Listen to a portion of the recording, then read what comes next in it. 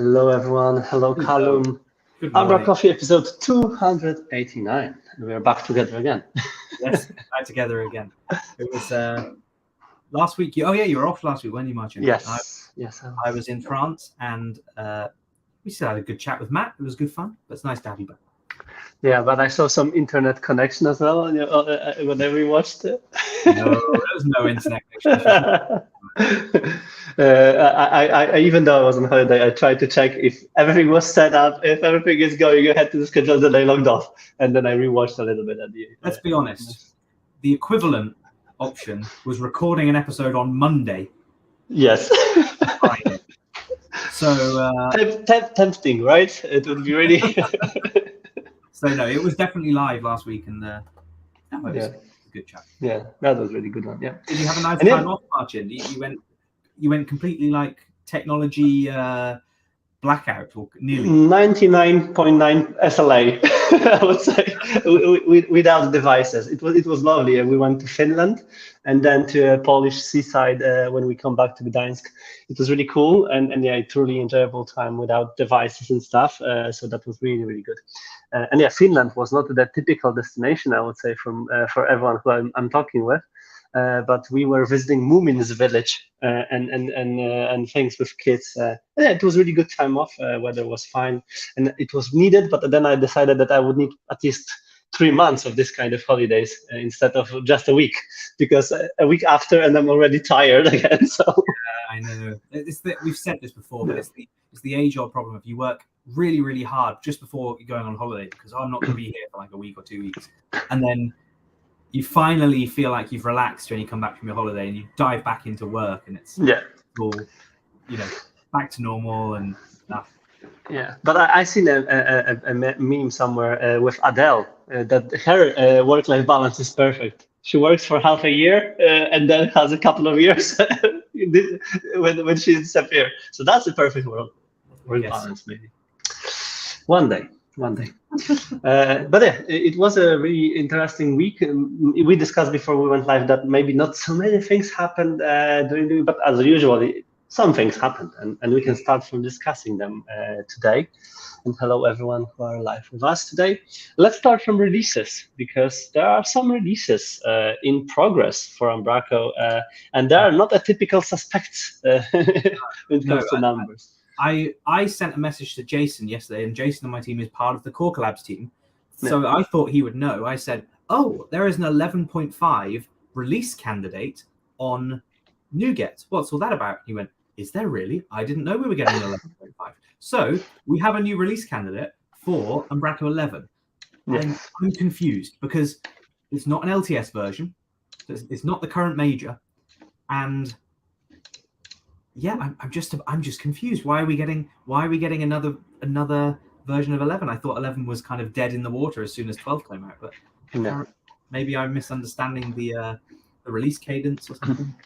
Yeah, and that's exactly what we talked about, because we also see updates for versions like 7 with a really interesting fix, by the way, because I dived deeper, and it has a new feature which is persisting the base 64 images from RT to disk, and because there were some issues captured by people who reported it, and they were fixed.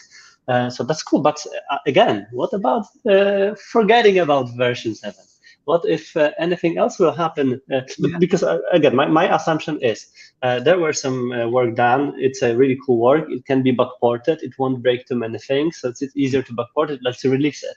And that's completely fine, and that's perfect. And I'm very glad that Umbraco found time to manage it and will probably release it like that. But I mean, as Jason is saying in the chat here, 11 is still in its support phase, which makes sense. 8, I guess, is still in support phase as well, and 7 is in the long-term, or very, very nearly long-term support phase, or complete end of life. Actually, isn't it? It's in the security-only phase. But this is not a security fix. This is a performance fix. So why is that coming out now? In some ways, from my perspective, as someone that's selling solutions to clients and is trying to convince them that they need to be migrating away from 7, it's not had any updates in a while, it's not going to receive these kinds of updates, and then it getting this update. I'm not complaining about it. It's a good update.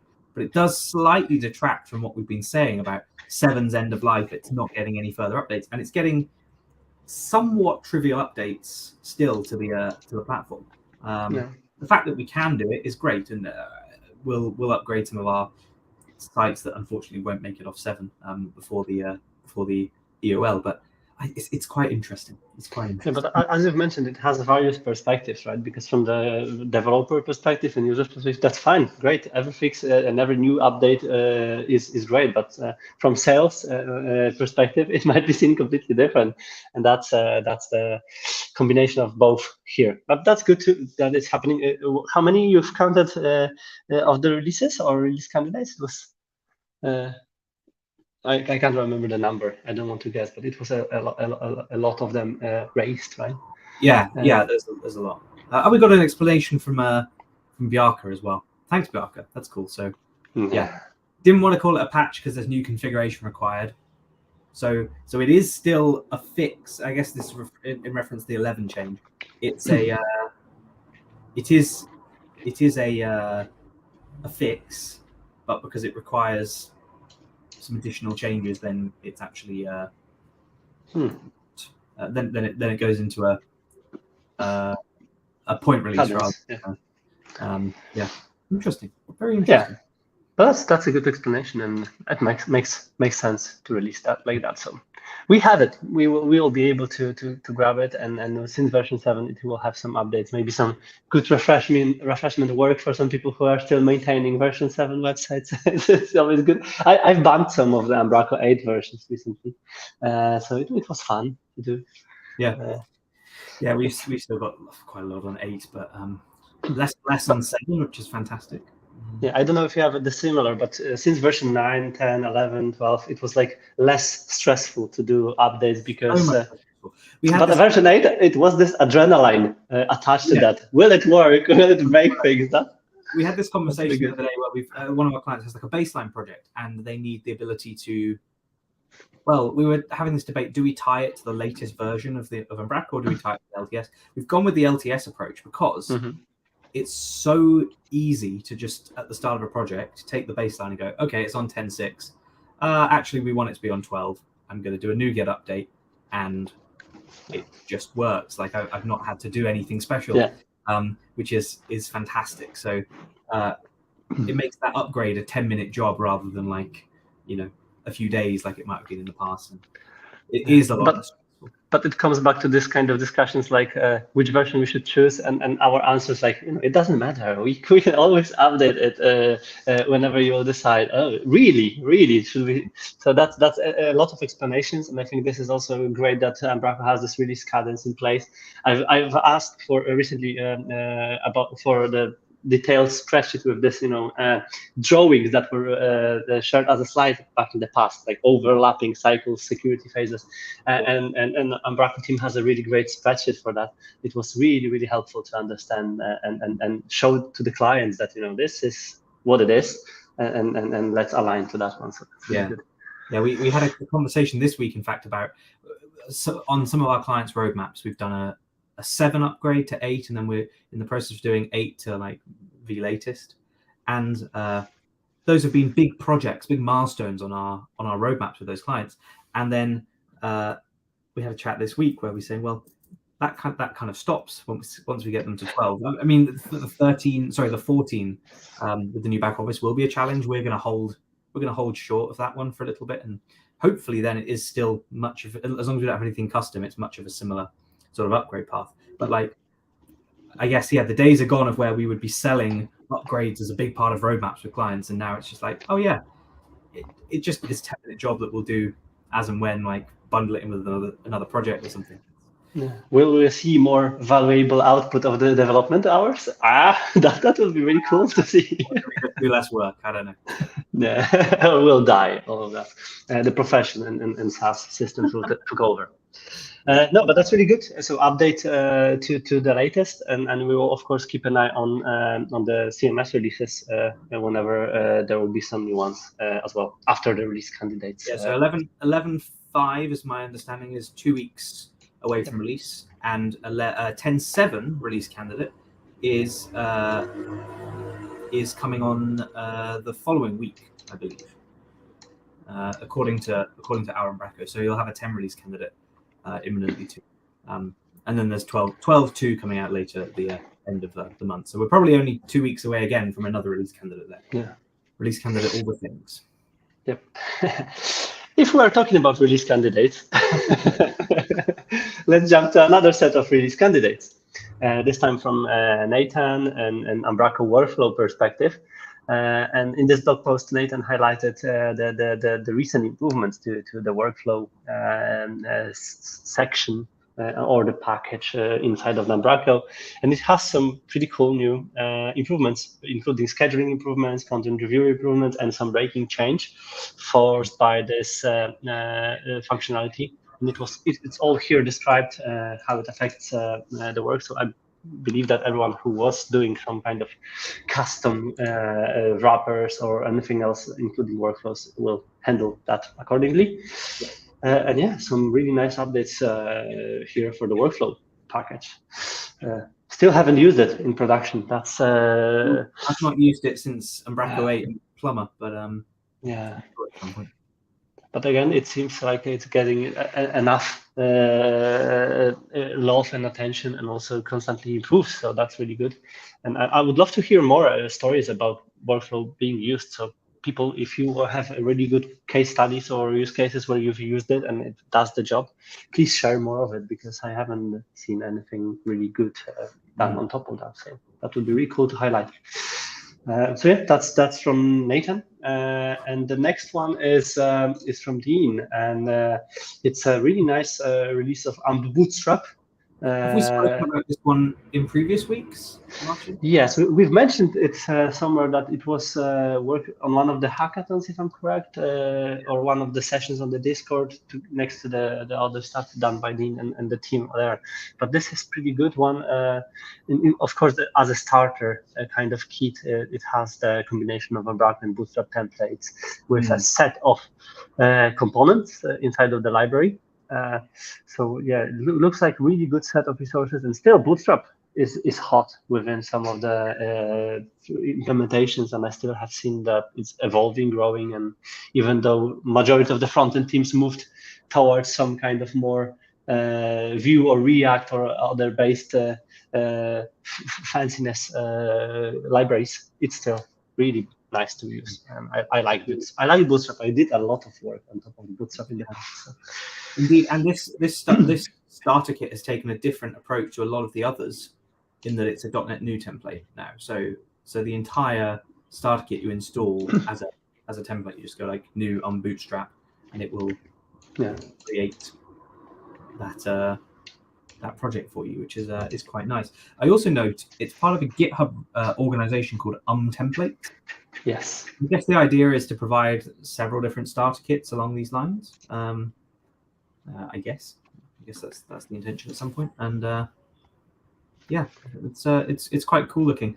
I mean, it's not something we would necessarily use to build sites with, but it's probably one of the more useful starter kits out there I've seen for someone wanting to get started, and which is a really nice segue to the next topic, which is this week Dean and Aaron linked up and built an e-commerce site on Bootstrap with Aaron's checkout plugin. Yeah. And from the conversation I've had with Dean, he says it took literally 30 minutes to turn a standard Umbraco website into a store with full payments, products, etc., which is very powerful. And that's impressive. How, I mean, what Dean said to me was it's faster than any equivalent Shopify or that sort of thing build that he's ever done. So yeah. I think what I investigated this week as well was the uSkinned e-commerce integrations. We've been talking about it with uSkinned team and asked between earlier. They have some kind of extension points for Snipcart, and some other ones as well, which probably can be similar to this, like plug and play, just extend, integrate, and it works. But half an hour is still an impressive combination, of course, with the domain knowledge and everything else like that, but it just works. And we can here at least see how Bootstrap helps us to build the content, because pretty nice, clean, fast working solution with products, and yeah, we can buy them. Exactly. Dean's in the chat, of course, here saying as well, potentially having a tailwind sample later. There's a small bug there. Prices were in pounds, and then the cart said dollars, and then the checkout said anyway, yeah, tailwind potentially at some point. Interestingly, today I saw on the marketplace there is a tailwind converter type project. Unfortunately, the project itself is blank, and the Git goes to a 404. But it looks quite exciting. Something that will, compile your tailwind style sheet for you based off of your markup, I believe, which is exciting too. But it's nice to have choices for people, isn't it? And exactly. Very cool that this would do, everything, basically give you a site up and running. A few questions going on in there in the chat. I'm sure people will keep talking. Dean looks like he's here, so I'd be interested to know answers to this as well. Does it do the building, bundling of front end? Is it just using the CDN, Bootstrap, etc.? How customizable is it? Would be very interesting to know. Great work. It's open source, right? So. Exactly. Great work, and we'll definitely highlight it more. And if there will be more demos or more combinations like this done in half an hour or longer, we'll also, of course, highlight it as well. So yeah, keep them coming, and really nice looking starter kit. And I'm also looking forward for Tailwind version of it. So that's cool. Tailwind's not my favorite project in the world. I tried to understand it recently too, but it's powers, but it needs to be understood pretty well. Cool. The next one is from Patrick, and it's a new set of releases for SEO Toolkit. And as Umbraco 12 was out, this is also aligning to what is there and what's possible. So new powers for editors, new editors included, daytime formatting, load balancing support, a lot of nice fixes and changes here. So it is growing. And again, I haven't started a V12 site yet from scratch, but it might be something what could be a really nice starter kit package that can just do the SEO work and handle it all there. So pretty good one. And the next one is from Sebastian, new Headfire release with a bump of some dependency version. I don't think it changes the Umbraco targeting at all, but it's a major version because Headfire has been changed, and it's mostly around handling these kind of longer running tasks, including well, as it says here, like offloading stuff to the database that can run longer, which is exciting. And as Sebastian mentioned here, there is a need to update the Headfire dependency in solution first, and then the package itself. So that's I remember when I was playing around with this, that it was like requiring Headfire to be installed, and then Umbraco Headfire was just a dashboard wrapper on top of the Headfire solution. I think it's a little bit more than that now, because I think it does do some stuff with the boot pipeline to like actually register Headfire properly. But yeah, it's mostly still the Headfire dashboard exposed. Yeah, but it's relying on the Headfire underneath, right? It's not shipping anything else. So that's, and I still remember some of the projects where it was heavily used in the past. So that seems to be still in use, and it's glad that it has its own update now with the new version of Headfire, which has a lot of fixes too. So yeah, that's the Headfire stuff. There are two new packages that are really good on the marketplace, starting from Simple Content Apps from James. It simplifies the C# based content app creation. So I thought, when I saw this morning, I thought this was already possible, and I went away and had a look at it.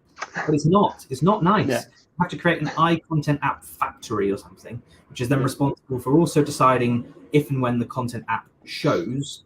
And it's just not very clean. This is really nice. I'd love to see this just go into core, because I'm a big fan of this. First. Yeah. With the new back office, that said, I think all of this goes away. I think 99% of registrations are going to then happen on the front end rather than in C#, but looks good. But I do also recall some of the packages approaching this challenge already. So maybe it's something what was already done somewhere, But in this time it's really a new refreshed way of doing this, supporting both views and view components as well. And James also, we can jump on it straight ahead, created a version for dashboards creation. So the dashboards can be initialized exactly the same way from the code first. Dashboards you could already register as an interface in C#, but I think here it's more of having like a sensible base class that does a lot of the defaults for you. You don't have to do a lot of plumbing, which is equally nice. So good one. Very good one. And then and there is also a new price field, property editor, which is really interesting because you flagged the issue with the pricing in app checkout, for example, now, or this implementation. But it's a tricky one because I've been involved recently in some of the other CMSs e-commerce work. And this pricing is usually a challenging implementation, especially if there's not that flexible way of handling this across the store. So having this under control as a property editor might definitely help. So it seems like this is exactly doing this. Yeah, we had a really good debate amongst the team earlier this week about handling recurring events in the CMS. So, example being, client has a list of events with calendar, and they want to say this event happens every Friday. And how do you express that? Like in code, what I ultimately want is then a list of date times, or ideally a list of nodes where that node is repeated n number of times for each of its date times. So how do you do that? We're thinking about the best way to create an editor experience for it. And I mean, from a technical implementation point of view, cron tab or like the cron syntax is fantastic for that. There's loads of libraries that will then say, oh, go get me the next 20 occurrences for this cron tab, which is great, but it's not editor friendly.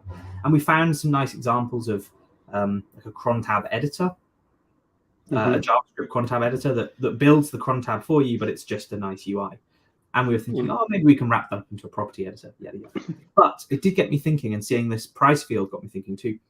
We've not seen so many little property editors for nice use cases anymore. Packages have become these bigger things.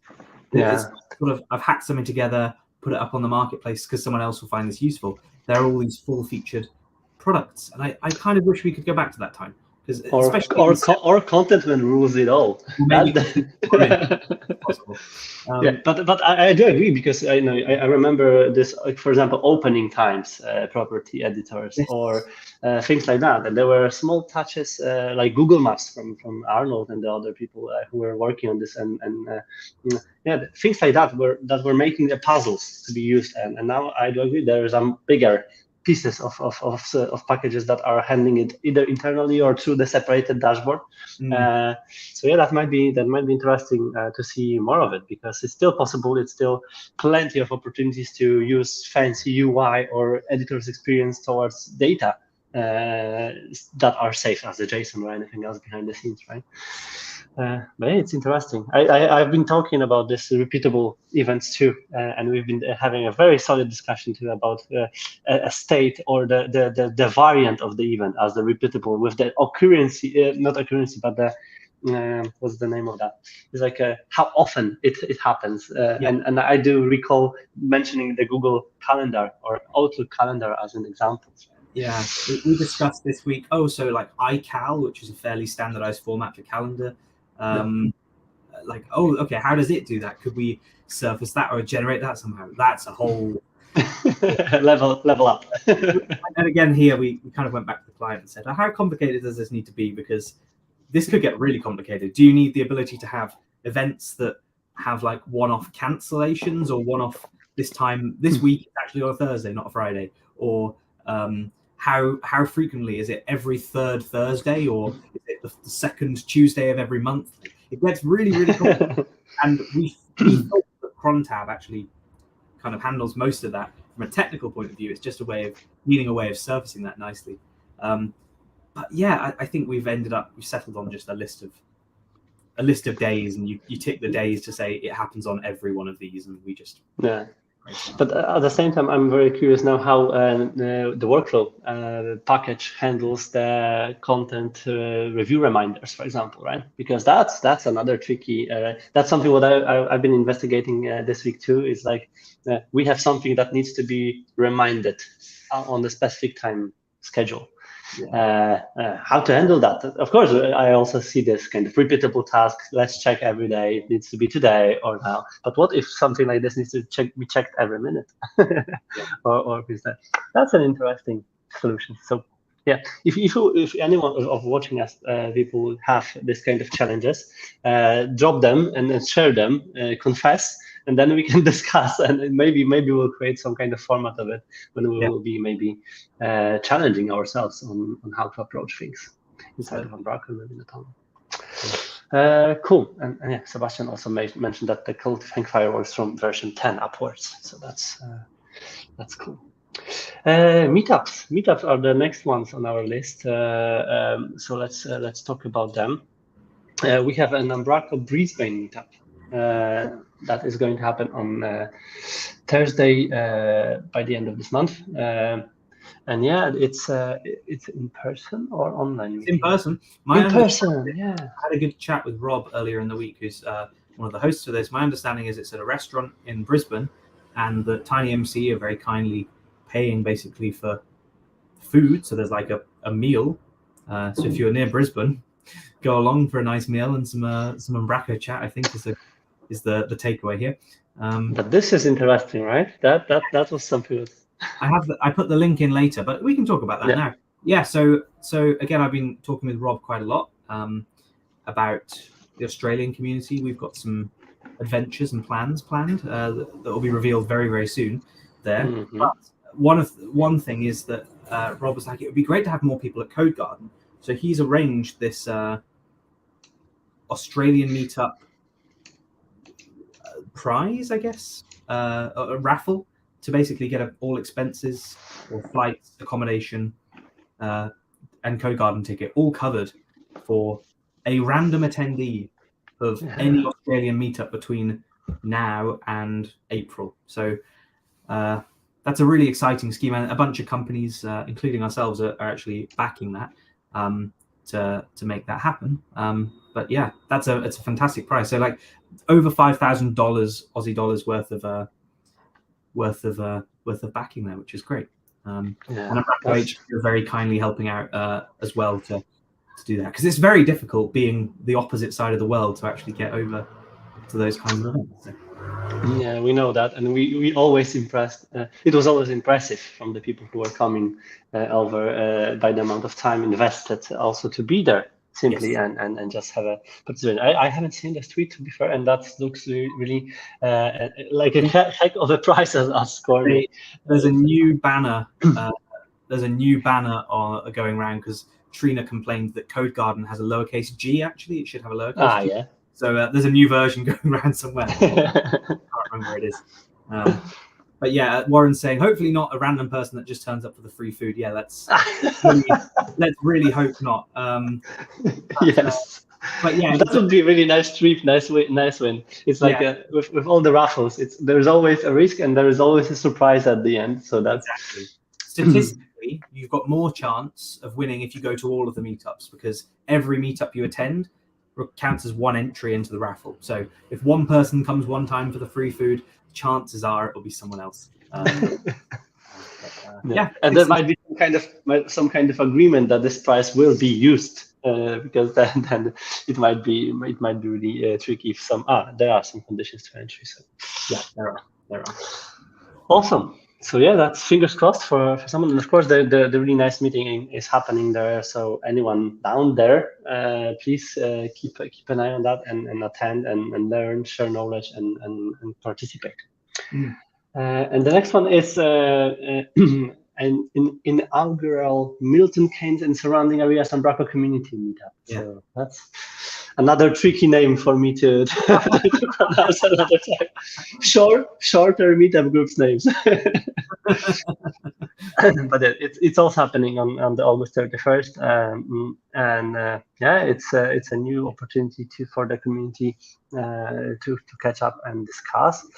And there's an agenda, lightning talks, breakers activities, some brainstorming session, and open mic, so everyone can open mic sing or tell jokes and have a roast on Umbraco and everything else. So that's I did it internally once, so it is really nice format, to be fair. An Umbraco roast would be good fun. I talked to someone, I can't remember who it was a while ago, about doing a community roast, but I was told it wasn't really in the friendly spirit of yeah.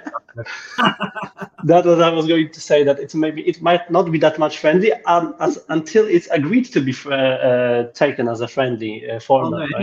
Anything's friendly if you say it with a smile, right? Yeah. I would be probably a very interested in the roast format. I like this format very much. So yeah, that's another meetup to remind about. And please, anyone around, follow and submit and let us know how it will go too. Some reminders about the events. Umbraco UK Festival 2023. Callum, anything else than public information to reveal? No, but coming next Friday, we'll have a speaker lineup update, or like an initial speaker lineup announcement. The call for papers is open till Thursday next week. Get your submissions in if you'd like to speak. But also on our Umbraco right now, we've got a lovely banner that Jason designed. It's really fun. Worth having a little look at. It's probably just on the homepage. And maybe there you go. It's got like a confetti thing, but yeah, buy your tickets, send it to your boss, tell them that you want to be there because there's going to be a party, and it'll be good. Nice. It'll be good. More info to more info on Friday next week. Yeah. Nice. CFP is the big call to action. Get your submissions in. Yep. So that's the same. Updates are coming back from Dutch Umbraco experience, as it's named now. So it's there is a speakers announcement, and I don't know if there's agenda already. I don't know. Oh yeah, there is. It is. Yeah.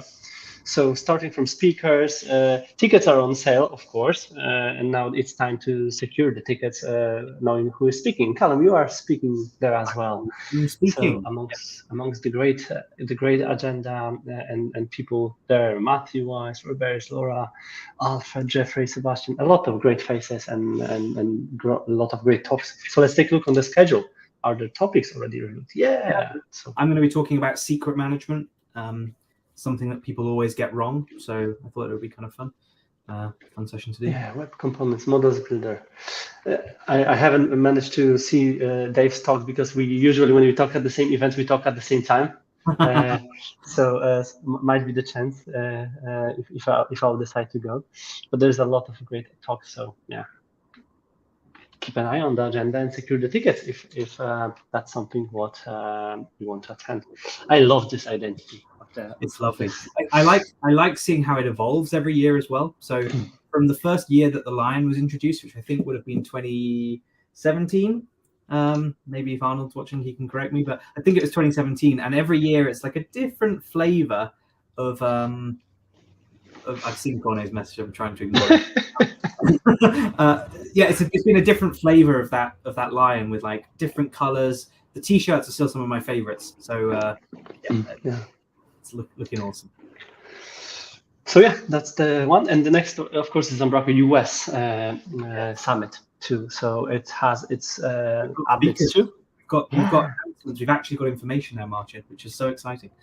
Yes. I think there's still a bit more to come. I think most of the announcements so far are about the community event, which is cool. That's what interests me. If you have a look at the agenda, so I'm guessing. I mean, I mentioned this on last week's episode. If you scroll up to the top of that agenda, there is a fund friend making activity, which I think is a typo and still hasn't been corrected. But I'm guessing this implies there's only a single track of events. I guess there's 2 tracks given the number of speakers that have been announced, which is exciting. I guess we will see. Hey, yeah, good range of speakers. Funny, the majority of speakers aren't from the US. They're all Denmark, but yeah, kind of makes sense. Joe on my team is going to be speaking. Obviously, Lottie, Paul Marden's doing his Lego talk, which did he do that at Code Garden as well?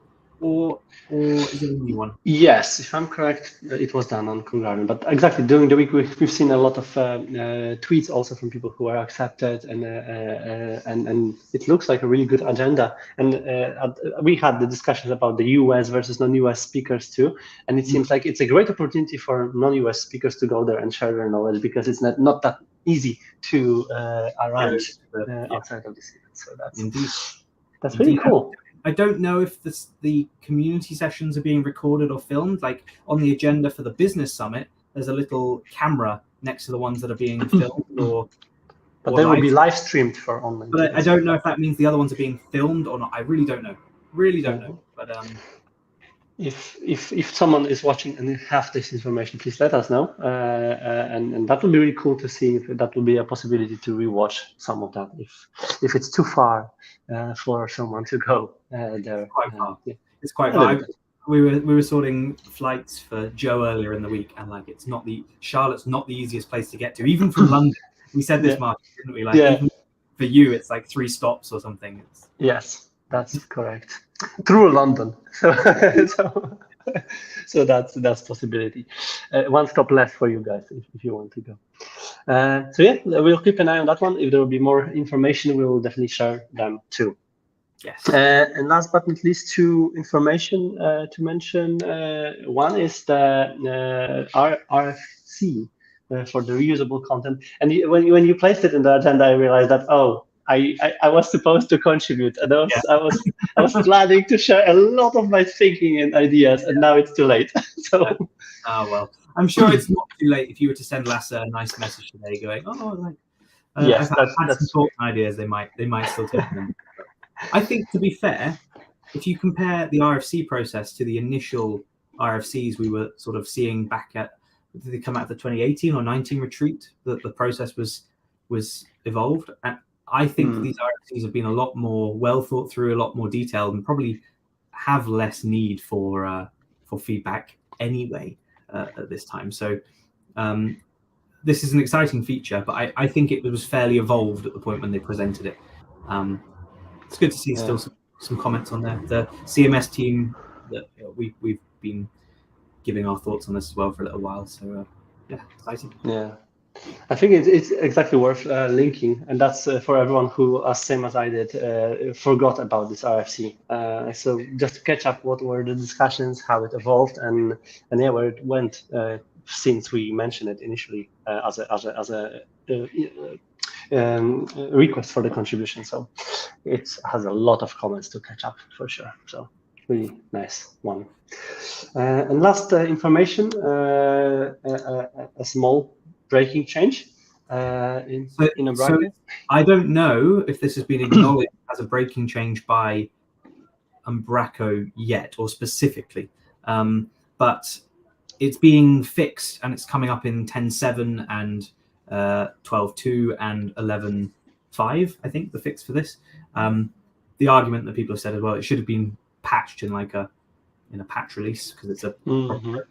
But effectively, it's broken the Umbraco member authorize attribute. So if you're doing anything custom with that attribute, I think it's sending you to the wrong, to a blank 401 basically, or to an error rather than actually serving the page you've configured. So and there is a workaround that has been supplied, but I think, as Aaron said in this, if you've got a lot of controllers, that becomes quite laborious to go and fix and update. So don't know what the status is here. It's not, as of yet, recognized as a proper breaking change on any of the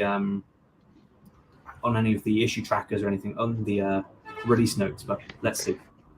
Yeah, that because a lot of people uses this attribute on the controllers and methods, so potentially deprecating it is also not the best. I think the fix is just a bug fix, so it's probably fine. Okay. That's cool. So that's all what we wanted to discuss today. That is all. Anything? Yeah, that's all. Not so many things, but many things. That Yeah, happened. not too many things. Then we end up talking for 45 minutes anyway. So. Yeah. So yeah, please, people, do let us know if there's anything else that you've worked on or you've seen being working on during the week, and we will put it to the agenda for the next episode.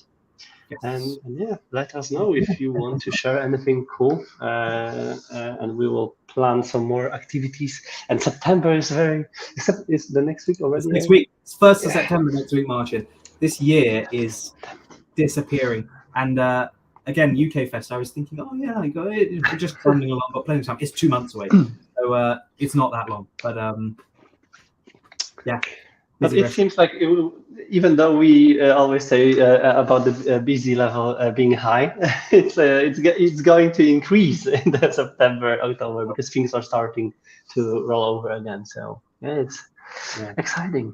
I'm literally, I worked out, I'm here, as in the UK, 4 days in September. Yeah, that's another thing, another challenge to be solved. yeah, it's going to be a busy couple of months anyway. Yeah.